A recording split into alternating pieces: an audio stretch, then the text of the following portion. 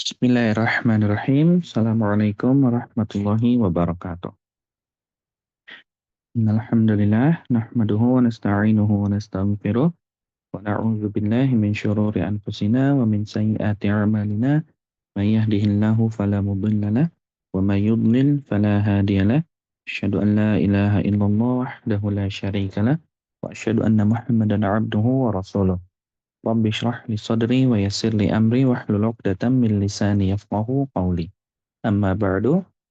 Alhamdulillah, insya Allah hari ini kita bisa bertemu kembali. Insya Allah masih melanjutkan pembelajaran kita dalam bedah buku ini ya, bedah buku agar tilawahmu tidak merubah makna.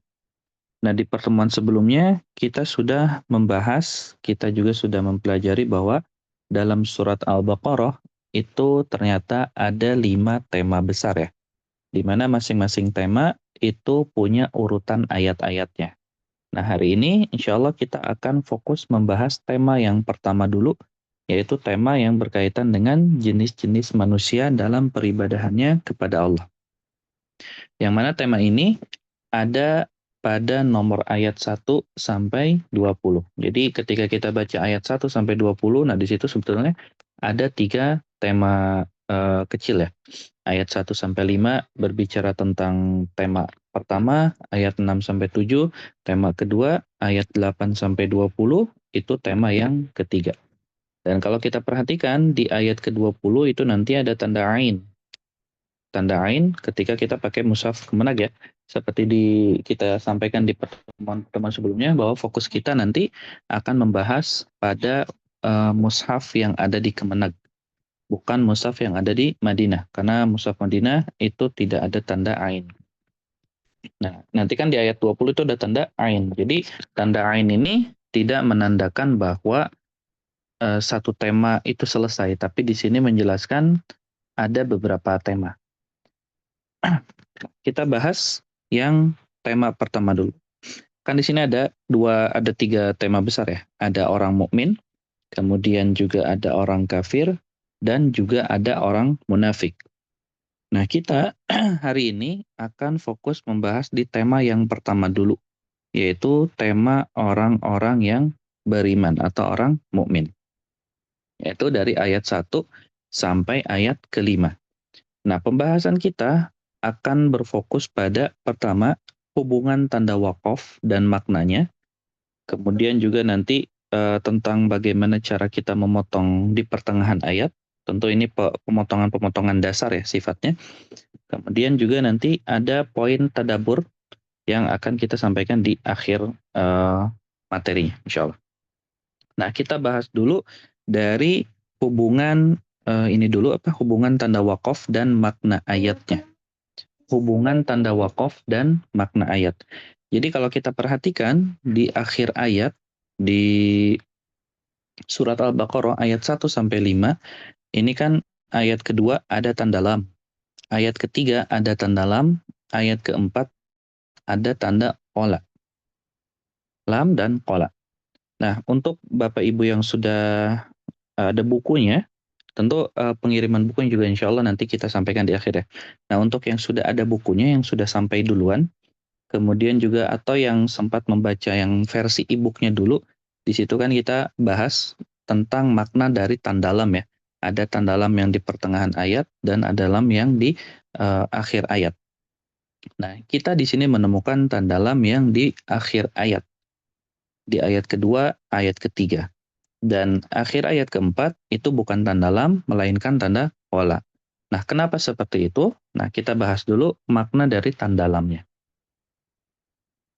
Ayat kedua, di sini kan Allah berfirman, hudal lil muttaqin. Bahwa Al-Quran ini akan menjadi petunjuk bagi orang-orang yang bertakwa. Nah, cuman kan di sini masih belum dijelaskan sifat orang yang bertakwa itu seperti apa. Nah, itu sebabnya tanda lamnya diberikan di akhir ayat kedua. Jadi tanda lam ini diperuntukkan untuk makna ayat yang belum selesai. Kadang juga diperuntukkan untuk makna yang kalau kita wakaf di situ, itu bisa merubah makna.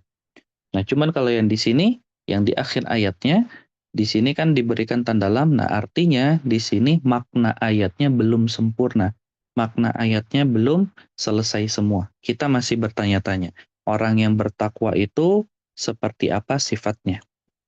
Nah, kemudian di ayat ketiga Allah jelaskan alladzina yu'minuna bil ghaib. Nah, ini sifat-sifat orang yang bertakwa ya. Pertama, mereka beriman kepada yang gaib. Wa yuqimunas shalah. Mereka juga mendirikan salat. Wa mimma razaqnahum yunfiqun. Dan mereka juga senantiasa berinfak. Nah, di sini kalau kita perhatikan masih ada tanda lam. Di akhir ayatnya ya, masih ada tanda lam. Kenapa? Karena sifat orang bertakwanya belum selesai. Jadi selama sifatnya belum selesai, maka akan diberikan tanda lam. Maka akan diberikan tanda lam. Nah, ini yang akan kita temukan di mushaf-mushaf Kemenag. Karena mushaf Kemenag semua akhir ayatnya itu biasanya ada tanda waqaf. Entah itu tanda lam, entah itu tanda jim, entah itu tanda qola, entah itu sola, entah itu juga tanda mim yang waqaf lazim, atau juga tanda mu'anaqah yang titik 3. Jadi setiap mushaf Kemenag itu banyak sekali tanda-tanda waqafnya. Tentu itu juga punya punya apa ya? Punya eh, pendapatnya sendiri ya. Jadi tolong jangan simpulkan bahwa mushaf Kemenag itu adalah mushaf yang dalam tanda kutip salah, karena di sebagian masyarakat menganggap bahwa mushaf Kemenag ini adalah mushaf yang pertama tidak sesuai Rasm Utsmani, yang kedua tidak mengikuti kaidah-kaidah para ulama. Padahal kalau kita buka buku-buku para ulama, terutama dalam bidang wakaf dan ibtida, itu akan banyak kita temukan tentang pendapat-pendapat para ulama dari wakaf di akhir ayat itu seperti apa, kemudian juga berkenaan dengan Rasm Utsmani juga seperti apa, dan seterusnya. Jadi hal ini tuh tidak membuat mushaf Kemenag keluar dari mushaf yang harus kita gunakan. Nah, di akhir ayat ketiga kan tadi ada tanda lam. Nah, kenapa masih ada tanda lam? Karena sifatnya belum selesai. Sifat apa lagi yang ada di orang-orang bertakwa?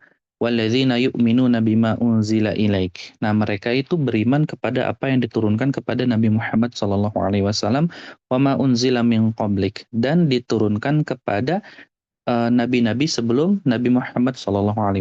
Karena orang-orang beriman itu mereka tidak pilih-pilih dalam beriman. Nanti kita akan temukan ada kelompok-kelompok yang mereka itu pengennya milih-milih gitu di dalam berimannya. Misalnya cuma beriman kepada sebagian kitab, tapi kitab yang lainnya mereka tidak mau beriman.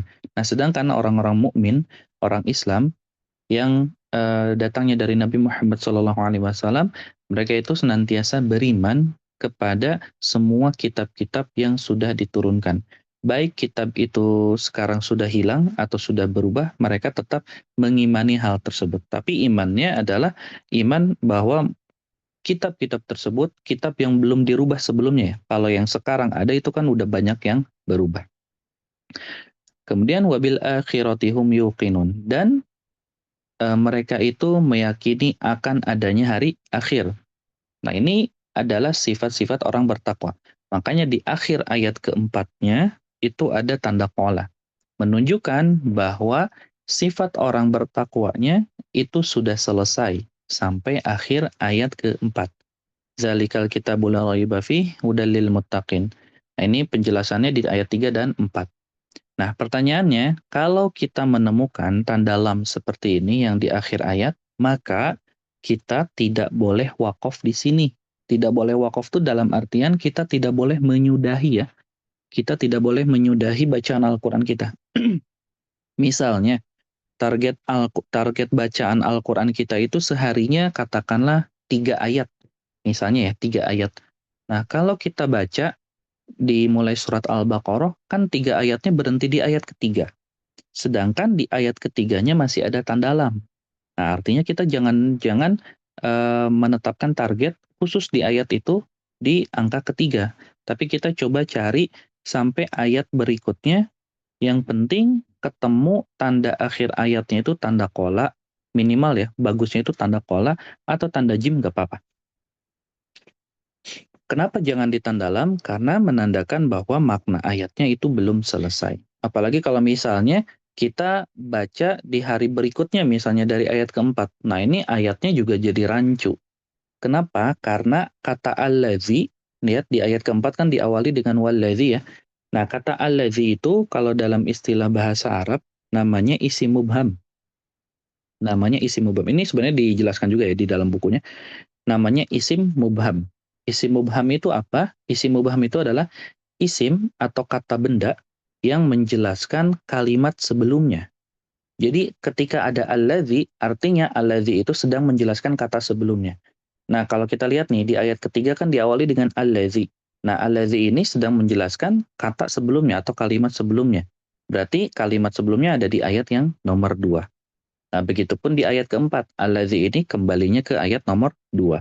Jadi kalau kita misalnya tiba-tiba mulai dari allazi, sedangkan allazi ini menunjukkan bahwa kata tersebut sedang menjelaskan kalimat atau ayat pada ayat sebelumnya, maka nanti makna ayatnya jadi rancu atau belum selesai maknanya. Nah, seperti itu. Nah, kemudian di akhir ayat nomor 4, nah di sini kan ada tanda qala. Nah, tanda qala ini tanda yang dibuat menandakan bahwa tanda tersebut itu sudah boleh wakaf. Kenapa? Karena dari sisi makna itu insya Allah sudah selesai. Dari sisi ceritanya itu juga sebagian besar sudah selesai gitu. Sehingga kalau kita memilih wakaf di situ pun itu tidak apa-apa. Di ayat keempat. Nah ini pembahasan dari tanda wakaf yang di akhir ayat ya. Nah kita coba lihat wakaf yang ada di pertengahan ayat. Nah cuman yang akan kita bahas di tanda jimnya, bukan di tanda mu'anakohnya. Tanda mu'anakoh ini sudah kita pernah bahas di pertemuan-pertemuan sebelumnya. Jadi kita fokus yang di bagian tanda jimnya. Tanda jim di sini ada di ayat nomor 4. Wallazina yu'minuna bima unzila ilaika wa ma unzila min qablik. Nah, min qablik itu kan di situ ada tanda jim. Kemudian selanjutnya wabil akhirati hum yuqinun. Baru lanjut lagi wabil akhirati hum yuqinun. Nah, ketika kita menemukan tanda jim seperti ini, pilihan kita itu ada dua. Mau wakaf boleh, mau lanjut boleh. Cuman fokus kita ingin membahas tanda jimnya ya. Maksud dari tanda jim ini apa? Nah, di sini ada tanda jim. Mushaf Kemenag itu mengikuti referensi dari Imam As-Sajawandi rahimahullah. Di mana Imam As-Sajawandi itu adalah ulama pertama atau imam pertama yang membuat rumus-rumus wakaf ibtida. Jadi ketika ada tanda jim, ada tanda qola, ada tanda lam, dan seterusnya, itu awal mulanya dari Imam As-Sajawandi. Kalau di buku agar tilawahmu tidak merubah makna nanti kalau ada yang udah sampai ya di situ nanti bisa dibuka ada 4 imam yang membuat tanda-tanda wakaf. Salah satunya Imam As-Sajawandi. Yang mana Imam As-Sajawandi itu yang digunakan di Mushaf Kemenag. Walaupun hari ini tentu udah banyak penyesuaian lagi ya dari sisi tanda-tanda wakafnya. Tapi referensi utamanya dari situ, dari Imam As-Sajawandi. Nama kitabnya Ilalul Wuquf. Bagi yang bisa bahasa Arab dan pengen merujuk ke kitabnya, namanya Ilalul Wuquf. Kitab beliau. Nah, kenapa di sini ada tanda jim? Ini tentu kita akan merujuk pada penjelasannya Imam As-Sajawandi. Nah, beliau mengatakan bahwa di sini sebetulnya dari sisi kalimat ini semuanya saling melengkapi. Cuman di bagian wabil akhiratihum yuqinun ini bentuk kalimatnya agak sedikit berbeda dari kalimat-kalimat sebelumnya. Kalau kalimat walladzina yu'minuna bima unzila ilaika ini kalau kita lihat penyusunan kalimatnya itu dimulai dari subjeknya baru nanti di ujungnya ada objek. Objeknya itu dibuat di belakang. Kalau wabil akhirati hum yuqinun, objeknya dulu yang di depan. Wabil akhirah. Nah, akhirahnya itu kan si bagian objeknya. Nah, si objeknya disimpan dulu di depan. Si subjeknya malah disempat di belakang yuqinun. Tentu ini juga ada bahasan-bahasan tersendiri ya. Kenapa di ilmu bahasa Arab itu kadang objeknya disimpan di depan, kadang si subjeknya di belakang, atau kadang dibalik, dan seterusnya. Itu pembahasannya di pembahasan ini. Nah, karena ada dua cara penyampaian yang berbeda, di mana walladzina yu'minuna bima unzila ilaika wa ma unzila min qablik, si objeknya selalu disimpan di belakang, maka beliau memutuskan untuk menaruh kata jim atau jaiz, tanda jim itu tanda jaiz yang beliau sampaikan boleh kita wakaf di sini karena bagian kalimatnya, susunan kalimatnya agak berbeda. Jadi diwakafkan di situ supaya susunan pertamanya lengkap, kemudian masuk ke susunan kedua dengan penyusunan yang agak berbeda. Karena dalam bahasa Arab itu ketika objek disimpan di depan dengan objek disimpan di belakang itu mempunyai makna yang sedikit berbeda. Makanya ada tanda jim di situ. Nah, jadi kalau kita perhatikan ya dari tanda-tanda wakaf tadi, baik itu lamnya atau jimnya atau juga yang kolanya, baik yang di tengah ataupun yang di mana ataupun yang di akhir ayat, itu semua kembali pada makna. Itu semua kembali kepada maknanya. Tanda lam deh yang tadi. Ini ternyata menjelaskan bahwa ayat kedua ada tanda lam. Karena ayat ketiga dan empatnya sedang menjelaskan makna dari kata lil muttaqinnya. Kemudian tanda jim yang di pertengahan ayat pada ayat keempat, ini juga ternyata sedang menjelaskan dua bentuk kalimat yang berbeda. Yang mana ketika objek ditaruhnya di belakang punya makna lain, dengan objek ditaruh di depan punya makna yang lain. Nah inilah yang dimaksud dengan ilmu wakaf. Praktiknya ya, ini baru kita memahami lebih jelas berarti ya, dari sisi ilmu praktiknya bahwa ilmu wakaf ibtida itu sangat berkaitan erat dengan makna ayatnya. Makanya kalau kita perhatikan para ulama kita rahimahumullah itu nggak sembarang dalam menaruh tanda-tanda wakaf. Jadi tanda wakaf itu selalu disesuaikan dengan maknanya. Nah, ketika kita sudah tahu, maka apa yang perlu kita lakukan? Yang perlu kita lakukan adalah ketika kita baca Quran, misalnya kita punya target satu hari 3 ayat, 4 ayat. Nah, kita harus pastikan dulu di akhir ayat keempat, misalnya 4 ayat ya, di akhir ayat keempat itu ada tanda lam atau enggak. Kalau ternyata ada tanda lam, berarti kita jangan wakaf di situ. Jangan menyudahi ya. Jangan menyudahi bacaan Al-Quran kita di situ. Kenapa? Karena nanti maknanya belum selesai. Jadi kita cari ayat-ayat yang berikutnya sampai ketemu kata kola atau kata jim. Nah ini juga berlaku untuk yang misalnya di sini ada yang sedang mengajar ya. Mengajarkan Al-Quran, jadi seorang guru misalnya. Nah usahakan ketika memberikan pengajarannya, talaqinya, cari ayat-ayat yang memang di akhir ayatnya sudah ada tanda wakaf. Baik itu kola atau jim. Minimal ya, minimal sekali jim. Kalau sholat itu gimana ya? Kalau sholat itu artinya tuh lanjut lebih baik. Jadi hindari juga yang sholat. Walaupun nggak apa-apa kita wakaf di situ. Dalam rangka pengajaran ya. Dalam rangka pengajaran. Tapi yang perlu kita hindari yang bagian tanda lamnya. Tanda lamnya jangan kita wakaf di situ. Jadi kita harus tambah satu ayat lagi atau tambah 2 ayat lagi sampai si ayatnya itu selesai dari sisi makna. Nah ini kalau kita memang nggak ngerti konsep bahasa Arabnya, kita nggak ngerti makna bahasa Arabnya, kita nggak ngerti makna ayatnya, nah kita bisa tahu bolehnya wakaf atau enggak dari tanda-tanda wakafnya. Makanya untuk pemula, saran kami itu lebih baik menggunakan mushaf kemenag. Kenapa? Karena di mushaf kemenag itu ada banyak sekali tanda-tanda wakaf yang memudahkan kita untuk wakaf dan ibtidanya. Nah ini berkenaan dengan tanda-tanda wakaf yang ada di akhir ayat atau yang tidak ada atau juga yang berada di pertengahan ayat. Nah kemudian mungkin nanti kan ada yang bertanya, bagaimana cara kita memotong di pertengahan ayat kalau ternyata di pertengahan ayat itu tidak ada tanda wakaf. Ya kan? Karena kan kadang mau kita menggunakan mushaf Kemenag atau mushaf Madinah, kadang di beberapa kondisi ayatnya panjang tapi ternyata tanda wakafnya malah jauh. Nah, bagaimana cara kita memotong di pertengahan ayat? Nah, yang akan kami sampaikan di sini poin dasarnya ya. Ya, akan kami sampaikan di sini poin dasarnya karena sekali lagi ini kajian yang berfokus pada bedah buku.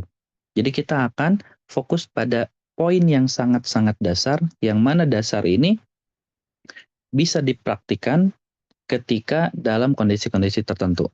Nah, afdolnya kita belajar ilmu-ilmu yang berkenaan atau berkaitan dengan bahasa Arabnya atau tafsirnya supaya kita bisa memotong ayat-ayat tersebut walaupun tanda-tanda yang nantinya akan kita sebutkan di sini itu nggak ada. Nah, yang akan kita bahas di sini adalah dengan melihat SPOK bahasa Arabnya. Nah, dalam bahasa Indonesia kan ada SPOK ya, subjek, predikat, objek, keterangan. Di mana dalam bahasa kita juga sebetulnya punya standar kapan kalimat itu sudah sempurna. Sempurna itu dalam artian kita tahu maknanya, kita paham artinya, kita tahu konteks konteks kalimat ini tuh mau dibawa kemana. Misalnya ketika kita lagi ngobrol gitu atau nanya ke orang, "Mau ke mana, Mas?" Misalnya. Terus orang itu ngejawab, "Saya mau ke pasar, mau belanja." Nah, itu kan udah mulai kita pahami ya, oh dia mau pergi ke pasar, dia mau belanja. Tapi kalau misalnya kita cuman dengar jawabannya biasa, kadang kan ada ya di orang nanya, misalnya kita tanya, "Mau kemana, Mas?" Terus dia bilang, "Ah, biasa." Nah, ini kan masih masih rancu ya. Kita masih nggak tahu dia tuh mau kemana sih. Si bentuk jawabannya tuh nggak memberikan sebuah faidah ke kita. Nah, dalam bahasa Arab pun sama, ada kalimat-kalimat yang harus kita perhatikan. Tapi juga ada tanda-tandanya tentunya, ada tanda-tanda kapan kalimat tersebut itu sudah selesai. Seperti itu. Nah, di sini kami akan berikan 2 poin pentingnya, yang mana bagi kita sebagai orang awam ini bisa lihat secara zahir. Bagi kita orang awam, ini bisa dilihat secara zahir. Zahir itu artinya kita bisa lihat langsung nih. Kita buka mushafnya, kita lihat ayat-ayatnya, oh tandanya kayak gini. Nah, itu berarti bisa kita jadikan patokan.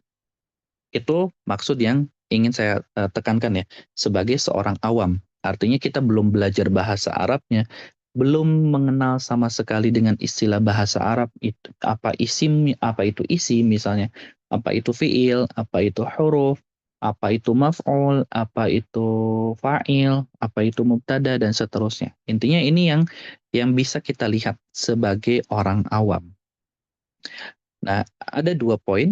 Pertama, tanda SPOK bahasa Arab itu pertama ya, yang pertama ditandai dengan tanwin, oke, ditandai dengan tanwin, tapi tanwinnya harus berharokat fathah atau harus berharokat kasroh, bukan harokat dhammah.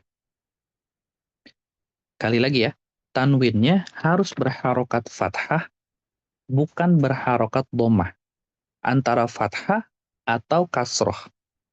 Cuman 2 itu, antara fathah atau kasroh. Kalau ternyata eh, harokatnya fathah atau harokatnya kasroh, nah di situ kita boleh untuk wakaf. Tentu ini kaidah dasarnya ya, kaidah dasarnya. Kaidah dasar yang mana ini bisa kita lihat dari kacamata orang awam. Dari kacamata orang awam, minimal kita praktekkan dari sininya dulu.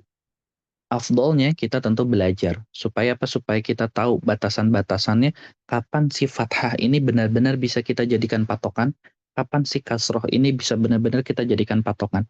Tapi untuk kita yang memang belum belajar ke sana, nah ini dulu tanda yang bisa kita lihat, tanda fathah tanwin atau tanda fathah kasroh.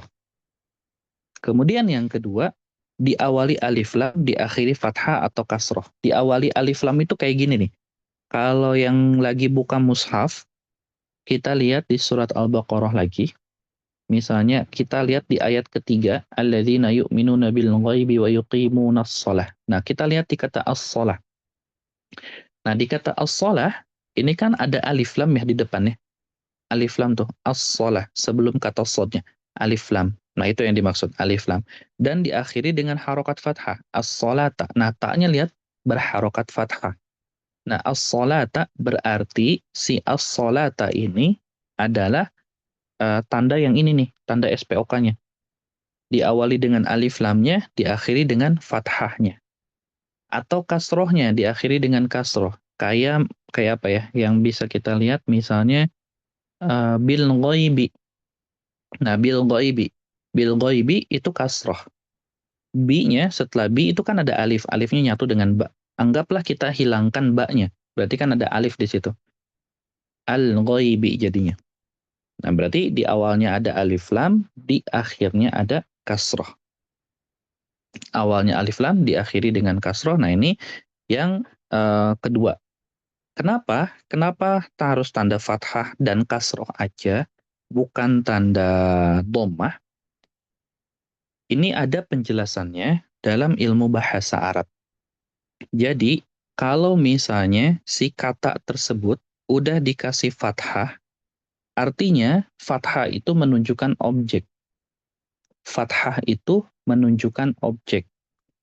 Jadi kalau udah ada fathah, ada tanwin atau alif lam dan fathah, berarti itu objeknya. Wa yuqimunas sholata. Nah, berarti wa yuqimunas sholata, kata sholata udah selesai nih kalimatnya. Wa yuqimunas sholata, berarti udah selesai. Atau alladzina yu'minuna bil ghaibi. Nah, berarti satu kalimat udah selesai nih. Yu'minuna bil ghaibi. Dari mana kita tahu? Nah, ini dari kacamata orang awam dulu ya. Ada kasroh, ba-nya ada kasroh. Sebelumnya ada alif lam. Berarti satu kalimat itu selesai. Alladzina yu'minuna bil ghaibi wa yuqimunas sholata. Nah, ini kalimat kedua berarti. Dari mana kita tahu itu kalimat kedua? Dari kata as-sholatanya. Ada fathah dan ada alif lam. Wa yuqimunas sholata. Nah, berarti di sini udah ada dua kalimat yang bisa kita tahu dari kacamata orang awam. Yang mana kita lihat dari tanda-tanda harokatnya. Ada kasrohnya, ada fathahnya. Oke? Nah, seperti itu. Kemudian misalnya kalau zalikal kitabu. Nah, zalikal kitabu itu kan alif lam. Nah, al-kitab ada alif lam. Dan di awalnya, di akhirnya maaf, itu ada dhammah. Nah, kalau dhammah itu tidak bisa kita jadikan tempat wakaf. Kenapa? Karena biasanya dhammah itu diperuntukkan untuk subjek. Subjek itu berarti awal kalimat. Kalau baru awal kalimatnya, berarti kan harus ada pelengkap kalimatnya. Nah, pelengkap kalimatnya belum ada di sini. Jadi kalau kita wakaf di situ, tandanya nanti belum benar-benar selesai dari sisi maknanya. Jadi kalau fathah biasanya digunakan untuk objek. Kalau kasroh biasanya. Kalau saya bilang biasanya, berarti bukan cuman itu ya. Biasanya disebutkan untuk menjelaskan sifat. Biasanya menjelaskan sifat atau juga meneruskan kalimat sebelumnya. Kita bahas dari sifatnya aja dulu deh. Misalnya dari sifat. Kita lihat agak mundur sedikit suratnya, di surat Al-Fatihah. Kalau kita lihat alhamdu, itu kan ada alif lam ya.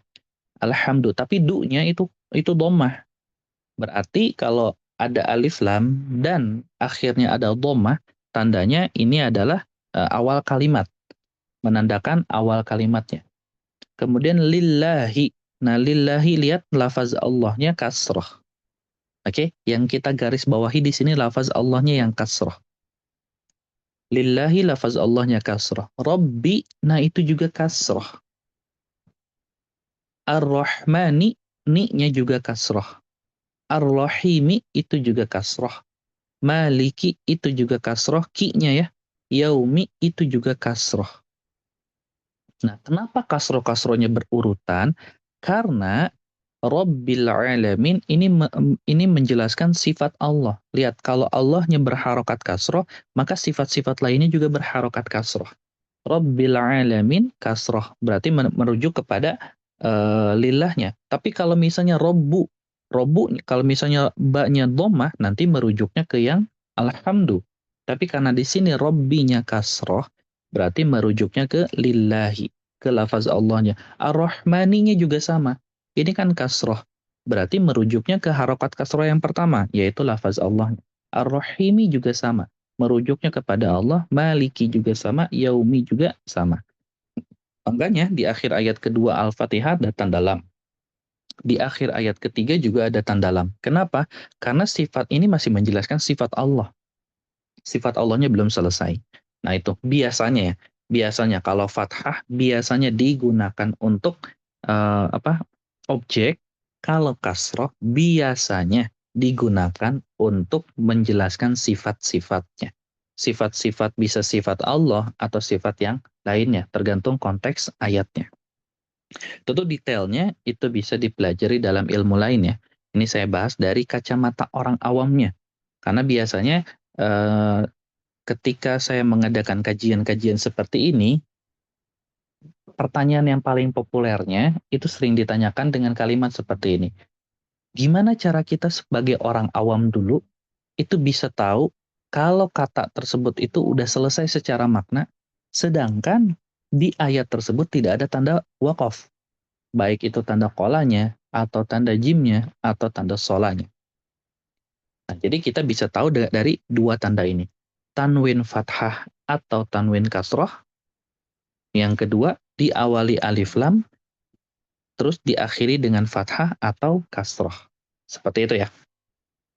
Nah, oke, ini dari sisi tanda tanda wakofnya.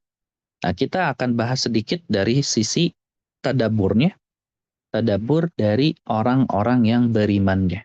Tentu kita juga pengen kan ketika belajar kita tahu makna ayatnya itu sedang membicarakan tentang apa, dan poin paling pentingnya dari tadabur itu kita pengen tahu gimana caranya kita mengamalkan ayat tersebut. Karena dari kita tahu, kan kita juga pengen mengamalkan. Supaya Al-Quran tersebut bisa menjadi petunjuk bagi kita. Kan Al-Quran itu hudal lil muttaqin. Petunjuk bagi orang-orang yang bertakwa. Nah, pertanyaannya, bagaimana cara kita mengamalkan kata bertakwa ini? Supaya kita bisa termasuk dari bagian jenis orang yang pertama ini, yaitu orang yang beriman. Yang mana ketika disebutkan ayatnya, kita masuk dalam kategori itu. Nah, pertanyaannya dulu, kita akan mulai dulu dari menjelaskan definisi takwa itu sendiri. Takwa itu simpelnya atau ringkasnya, seperti yang disebutkan oleh para ulama, kita mengamalkan apa yang Allah perintahkan dan menjauhi apa yang Allah larang. Allah memerintahkan kita untuk sholat. Kita bersegera untuk sholat. Allah melarang kita untuk misalnya mencuri, kita menjauhi hal-hal yang mendekati kita untuk melakukan pencurian. Allah memerintahkan kita untuk menjaga pandangan, maka kita pun bersegera untuk menjaga pandangan dimanapun itu. Ada orang atau nggak ada orang. Ada orang tuh maksudnya di halayak ramai ya, atau nggak ada orang di halayak yang memang kita lagi sendiri. Di situ juga kan kalau sekarang kan kita ada gadget. Di gadget kita bisa buka apapun. Nah, ini poin pentingnya ketika nanti kita menjaga pandangan. Jadi takwa itu seperti itu. Kita mengamalkan apa yang Allah perintahkan dan kita menjauhi apa yang Allah larang. Dan takwa ini nantinya salah satu faidah takwa, kata Syekh Utsaimin ketika beliau menjelaskan surat Al-Baqarah. Ketika beliau menafsirkan surat Al-Baqarah, terutama di kata hudal lil muttaqin, beliau menjelaskan bahwa takwa dalam hati seorang hamba itu adalah hal yang membuat dia bisa memperoleh manfaat yang jauh lebih besar dari Al-Quran ini. Semakin bertakwa seseorang itu, maka semakin besar juga pengaruh hidayah baginya. Karena petunjuk dikaitkan dengan ketakwaan. Nah, kita lihat kan hudan. Hudan itu petunjuk. Lil muttaqin. Petunjuknya ini dikaitkan dengan orang yang bertakwa. Artinya kalau kita mau dapatkan petunjuk yang lebih besar lagi, kita iringi dengan ketakwaan. Hudal lil muttaqin. Dan sebuah hukum, kata beliau, jika dikaitkan pada sesuatu, maka hal tersebut akan berkaitan dengan yang dikaitkannya. Jadi di sini poinnya adalah karena ketakwaan ini dikaitkan dengan petunjuk, maka semakin orang itu bertakwa, maka semakin Allah berikan petunjuk. Dan petunjuk itu, kata para ulama, salah satunya bisa kita lihat dalam penjelasannya Syekh Abdurrahman As-Sa'di rahimahullah dalam kitab tafsirnya. Kitab tafsir As-Sa'di ini udah ada terjemahannya, namanya Tafsir As-Sa'di kalau nggak salah, bisa dicari di marketplace atau di buku-buku di toko-toko buku muslim. Beliau menjelaskan bahwa hidayah itu ada dua jenisnya. Hidayah itu ada dua jenisnya. Pertama, ada namanya hidayah al-bayan, hidayah penjelasan. Yang kedua, hidayah taufik. Hidayah taufik itu kita mengamalkannya. Nah, hidayah al-bayan itu seperti apa? Hidayah penjelasan tuh, hidayah al-bayan tuh kayak kita sekarang nih. Walaupun kita tinggal di tempat yang berbeda-beda, di kota yang berbeda-beda, Tapi di waktu yang sama, kita lagi sama-sama belajar tadi tanda-tanda wakafnya. Kita belajar sedikit tentang bagaimana mengamalkannya. Ini namanya hidayah al-bayan. Allah berikan kita kesempatan untuk mempelajari kandungan-kandungan ayatnya, ilmu-ilmunya. Nah, ketika seseorang itu sudah masuk pada hidayah al-bayan, nanti ada hidayah yang kedua, namanya hidayah taufik. Hidayah taufik itu adalah kondisi di mana seseorang itu diberikan taufik oleh Allah untuk mengamalkannya. Nah, nggak semua orang yang masuk dalam hidayah al-bayan itu pasti masuk juga ke hidayah taufik. Allah belum tentu berikan dia taufik untuk mengamalkannya. Kenapa? Bisa jadi, karena bisa jadi seseorang yang menghadiri majelis ilmu tersebut ternyata bukan bukan ingin menuntut ilmunya, bukan ingin menambah keilmuannya, tapi cuman ingin eh, ngambil satu kalimat, dua kalimat, atau ngambil sebuah dalil untuk dia jadikan bantahan kepada orang lain. Misalnya, karena kan ada aja nih orang-orang yang hadir majelis ilmu ternyata bukan dalam rangka dia ingin belajar, tapi ingin berbantah-bantahan dengan orang lain. Atau juga ketika dia belajar, ternyata niatnya salah. Dia pengen dikenal sebagai orang yang alim. Orang, si Fulan nih Masya Allah, setiap kajian apapun pasti ada. Nah dia pengen dapat pujian itu tuh. Pengen dikenal dia tuh alim, dia tuh nanti selalu ada gitu di beragam macam kajian. Nah itulah beberapa penghalang kenapa banyak orang belajar, tapi kayak nggak ada pengamalan gitu. Kayak si ilmunya itu nggak berdampak apapun terhadap kehidupan dia. Kenapa? Karena dia tidak diberikan hidayah taufiknya. Nah, gimana cara kita untuk mendapatkan hidayah taufik supaya kita bisa mengamalkan fokus ketakwaan ini? Pertama, kita perbaiki dulu niat kita. Setiap kali kita menghadiri sebuah kajian, kajian apapun, bukan cuma ini, mau itu kajian sirah, mau itu kajian hadis, kajian tafsir, apapun itu, kita selalu cek, kita selalu perbaiki niat kita tuh karena apa?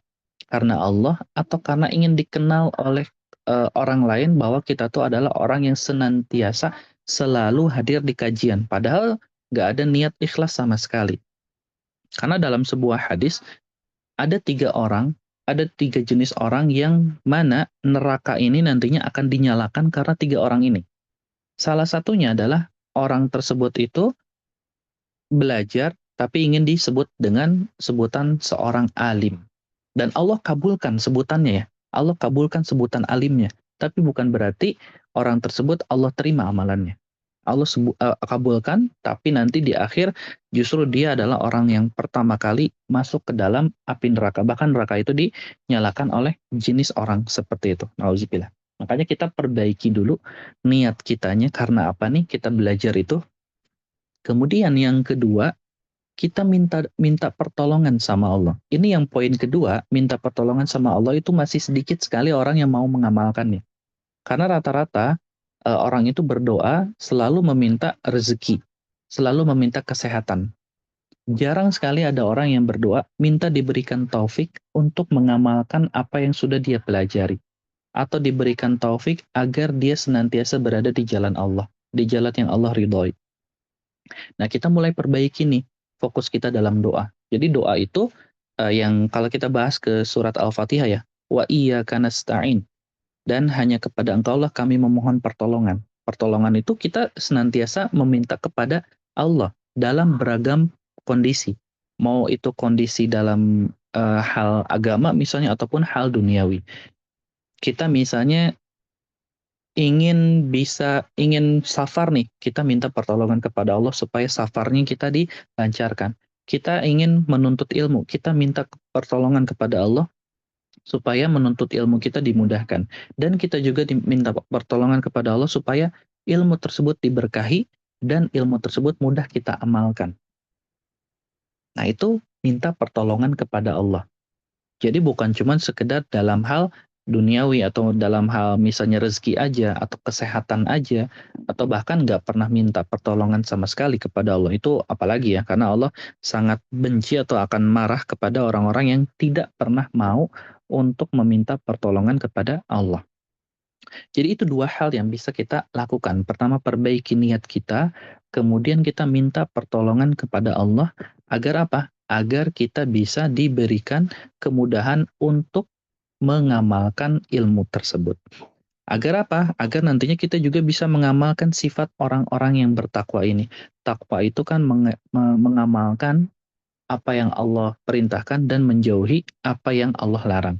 Apa yang selama ini kita tahu nih dari larangan-larangan Allah, kita berusaha untuk menjauhinya, dan apa yang kita tahu dari perintah-perintah Allah, kita berusaha untuk mengerjakannya. Nah, detailnya tentang sifat-sifat orang bertakwa ini akan kita bahas nanti di pertemuan berikutnya, insya Allah, terutama di bagian kata kalimat wa yuqimunas shalah, mendirikan sholat.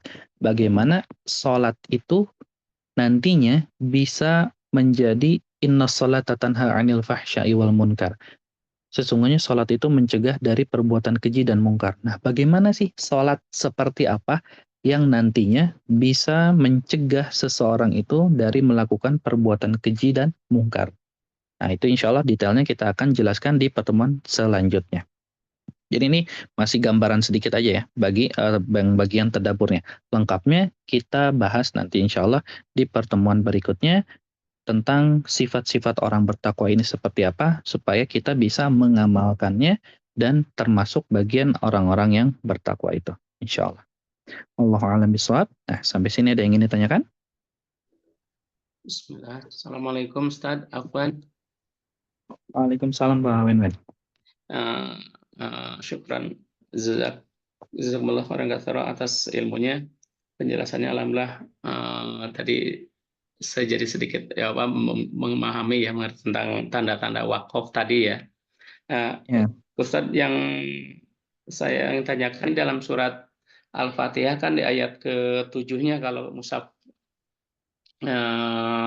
Kemenag lah ya, mushaf Kemenag itu kan setelah setelah kalimat siratal ladzina an'amta alaihim, itu kan ada tanda lam alif ya, lam itu kalau tadi berdasarkan penjelasan kan kita tidak boleh wakaf di situ.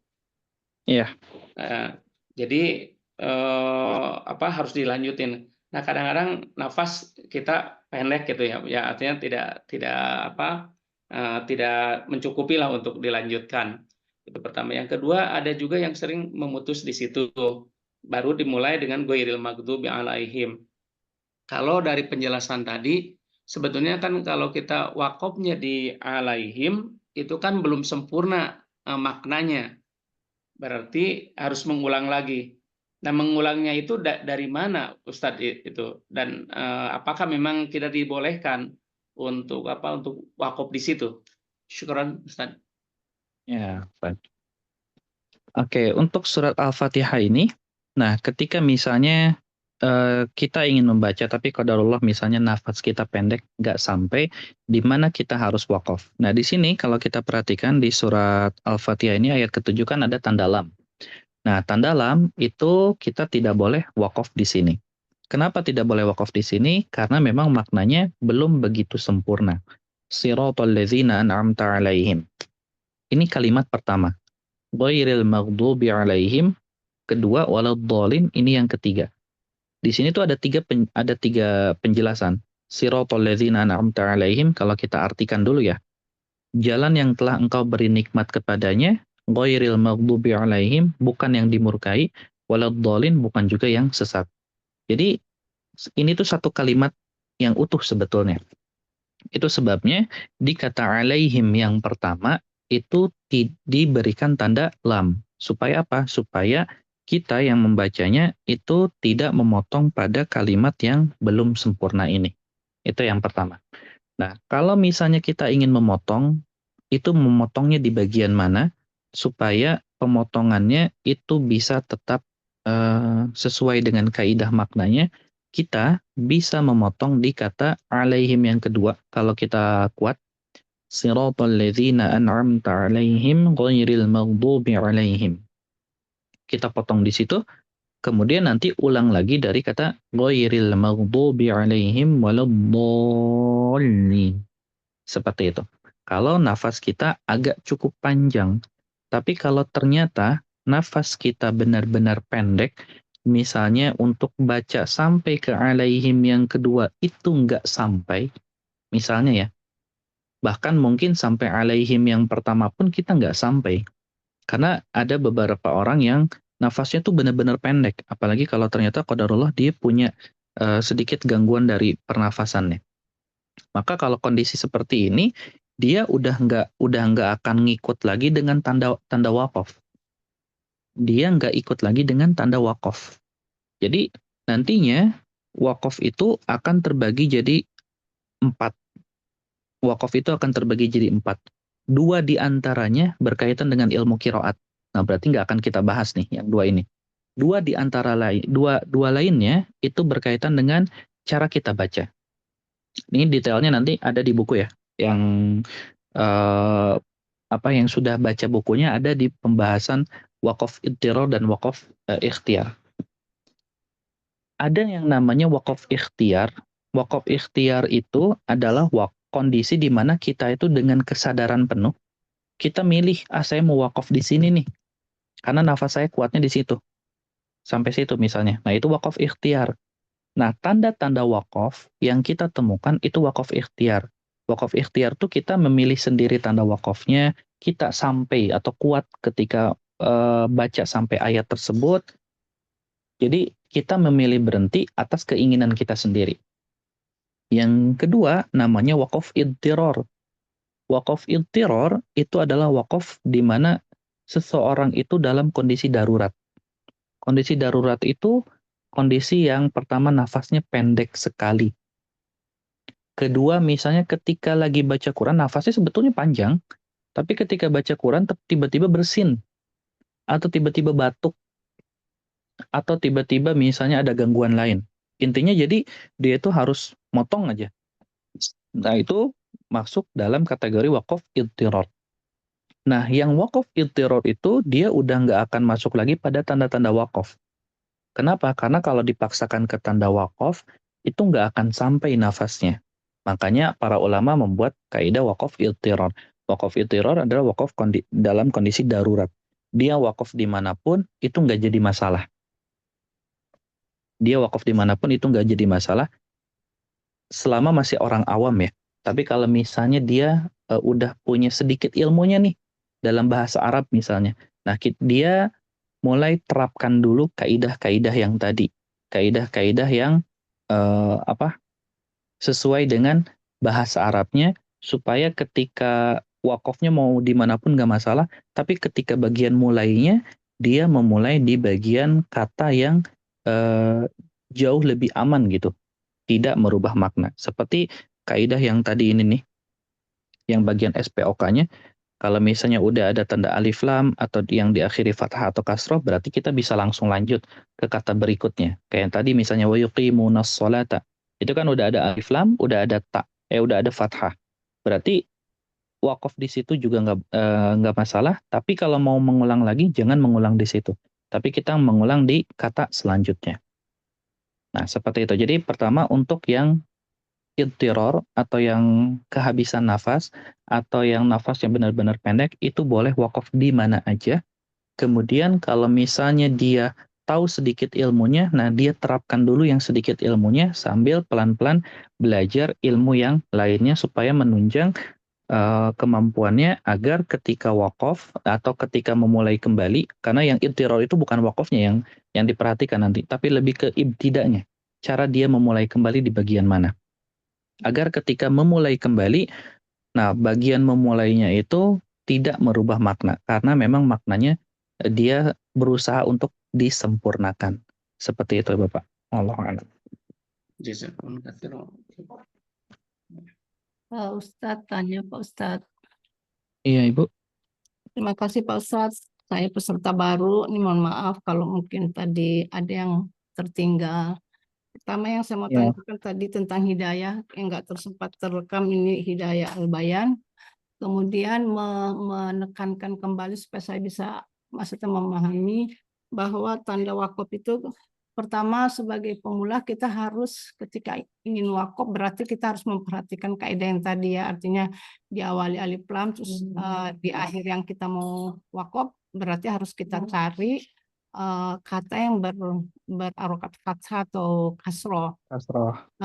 Ketika misalkan itu kita anggap sudah memenuhi kajian, berarti kita boleh dong ya berhenti pendek-pendek itu boleh, penting dia sudah memenuhi kaidahnya gitu ya, karena mungkin Iya, boleh, Ibu. dengan nafas. Terus kemudian tadi ketika kita nggak dapat itu Pak Ustadz, misalkan panjang ayatnya. Kalau tadi kan Pak Ustadz jelaskan saya bisa memahami tuh ketika fathah atau kasroh kita nggak perlu lagi mengulang ke belakang, tapi meneruskan. Ya begitu ya Pak Ustadz ya. Iya, betul. Nah kalau yang kita nggak dapat, mungkin nggak kita nggak dapat tuh, misalkan terlampau panjang, kita nggak dapat tuh kaidah yang fathah sama kasroh, kita iftidanya kemana ya? Dari mana? Iya. Nah, mungkin aja terjadi seperti itu. Nah, gimana cara kita mengatasinya kalau misalnya kita nggak menemukan kaidah seperti itu? Pertama, kalau ternyata nafas kita agak cukup panjang, berarti kita baca agak lebih jauh. Kalau ternyata nafas kita pendek, misalnya nih, nafas kita pendek, nah gimana cara kita mulai? Nah ini yang harus kita perhatikan. Kalau kita nafasnya pendek, berarti nanti akan masuk kondisi idtiror tadi ya, yang jawaban yang tadi Pak Wenwen. Yang jawaban waqaf idtiror tadi. Kemudian gimana cara kita memulai lagi? Nah kalau bagian memulai lagi, ini sebetulnya di setiap ayat itu akan kita temukan bentuk-bentuk kasroh atau bentuk-bentuk fathah atau juga dhammah di setiap ayat. Kenapa? Karena ayat yang panjang, misalnya ayat yang panjang sekalipun, itu biasanya berisi beberapa kalimat. Kalimat diawali kalimat dhammah, kemudian diakhiri fathah atau kasroh. Itu memang rumus pembuatan kalimatnya. Jadi mau ayatnya sepanjang apapun, sebetulnya tanda-tanda ini akan kita bisa temukan. Contoh ya, misalnya kayak kasih contoh langsung. Misalnya di surat Al-Baqarah ayat 22 deh. Nah di ayat 22 ini kan cukup panjang ya. Ada berapa baris nih? 3 baris lah ya. Nah kalau kita lihat di sini ketika ayatnya panjang, di sini kan ada banyak sekali alif lam, ada banyak juga tanwin, baik itu tanwin fathah atau kasroh. Dan di sini juga ada beberapa bentuk kalimat dari tanda ini ya, misalnya alladzi ja'ala lakumul ardo. Nah, itu alif lam dan fathah, firasyan tanwin. Was samaa alif lam dan fathah, binaan itu juga tanwin. Berarti ini udah jadi kalimat. Kemudian kata setelahnya wa anzala minas samai alif lam dan kasroh, ma'an itu tanwin. Ini juga udah jadi satu kalimat. Berarti udah 2 kalimat nih. Fa'akhroja bihi minas samaroti. Nah, samaroti alif lam dan kasroh. Rizqan lakum itu tanwin. Nah, ini juga udah jadi kalimat. Nah, jadi walaupun ayatnya panjang, itu selalu berisi dari beberapa bentuk kalimat-kalimatnya. Susunan-susunan kalimatnya. Nah, di mana dalam susunan kalimat itu selalu ada alif lam atau tanwin. Selalu ada yang tanda seperti itu. Nah, ketika misalnya nafas kitanya pendek, otomatis kan kalau nafas kita pendek itu wakofnya pasti akan sembarang. Nah, ketika wakofnya sembarang, nah pas mau memulai lagi, nah ini namanya ibtida, pas mau memulai lagi, nah kita cari yang sesuai dengan kaidah dasar ini dulu aja. Iya, Pak Ustaz. Setiap ayat kayaknya ada kok semua tuh baca banyak. Jadi kita boleh ya, artinya nggak usah mengenal maknanya, begitu kaidahnya itu kekuatan napas di mana ya udah berhenti gitu Pak Ustaz ya. Iya, betul. Terus Karena nanti yang paling pentingnya di bagian ibtidanya. Iya, ibtidanya kita terus kalau sudah menemukan itu, tapi ketika ada tanda-tanda wakaf kita boleh itu ya, memilih gitu ya Pak Ustaz. Iya, seperti itu. Ya, makasih Pak Ustaz. Iya, sama-sama. Nah, tambahan sedikit, kalau yang udah belajar bahasa Arab, nah bisa cari bagian fiilnya. Fiil. Fiil apa? Mudore? Fiil madi? Mau fiil mudhari, mau fiil amr, mau fiil apa tuh satu lagi? Maldi itu nggak masalah. Yang Iya. penting pilih fiilnya. Untuk Kalau ibtidah. kita udah belajar bahasa Arab ya. Iya, iya ibtidanya. Makasih Pak Ustaz. Ya, sama-sama Allah alam.